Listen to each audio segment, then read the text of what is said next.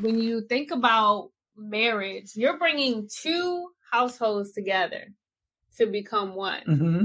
Now, those two households were operating a certain kind of way before you came together. Yeah. So you got to figure out how to come and become one with each other. Yeah. That doesn't happen instantaneously. I think a lot of people get married and even in that dating and courting stage, they feel all the chemicals and the emotions and all these highs and all this and that. But and we expect that, we can work through anything. Oh, you could feel like you're gonna work through anything when you feel good. Right, but what about those days you don't feel good and you gotta die to your flesh? Yes. And you gotta you're someplace in your soul. Right. A different place. Exactly, right? Right. When all the dopamine done wore off, like you gotta have real skills and real tools to figure out how to stay one, how to stay united. Because when you're marrying someone, one of the most important decisions after choosing to follow God is choosing who you're going to spend the rest of your life with. Mm-hmm. That is a very important decision because it is going to affect your destiny. It is going to affect your purpose. It is going to affect your assignment. Wow. It is going to affect your children or future children. It is going to affect your lineage. It is going to affect your bloodline. Yes. And even talking about bloodline, when you come together with a person, you are combining two bloodlines.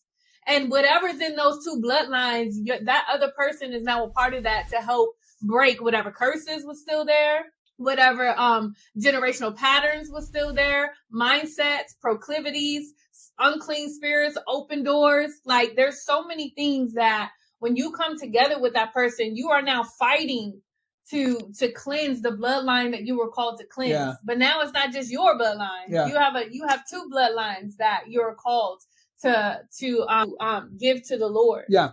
And to sacrifice to the Lord and to create an altar of legacy for those bloodlines that was not there before. So who you choose to come together with and partner with, it is beyond, are we our chemistry or our favorite color, or we have the same hobbies, and all that's cute, all that's on the surface level. Yes. But when I'm drowning in depression or heaviness or uncertainty or insecurity or I'm being attacked emotionally, or can my husband pray for me? Yeah. Can he actually cover me? Is he maintaining his altar for our family? And me as a wife, am I praying for my husband to keep him covered, to keep, to pray over his purity for the women that will come at any stage of our marriage, you know?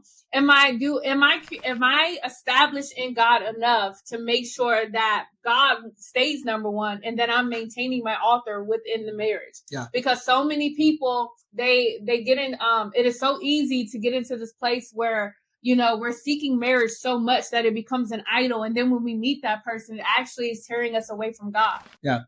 Seek God first, because he that findeth a wife, when you find a wife, she's already going to be displaying the fruit of a wife. When you, for example, when you came alongside me, you just came alongside me and naturally, organically began to help me do what I was doing. You bore the fruit of a wife. Now I had to see you as a wife. God had to open the eyes. I mean, and of course, we were together 3 years way before, just brother and sister, but you were already displaying the attributes. Now, I wasn't even looking for those attributes. I was glad to have someone helping. You know what I mean? But when you look back over the whole picture, you realize, all the time, you were already coming in line to be that person.